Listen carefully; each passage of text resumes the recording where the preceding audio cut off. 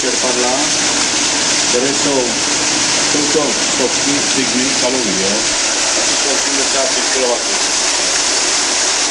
Těmi dokážeme hlavě schéma spodní stavbu a vetkne se do jedné části budovy nebo do vchodu kamkoliv a jeden ten profil, kolik byste řekl, že kolik váží ten? Typněte si, 50 kg, 100 kg. Šup, no co se bojíme, nebojíme se, ne, hoši.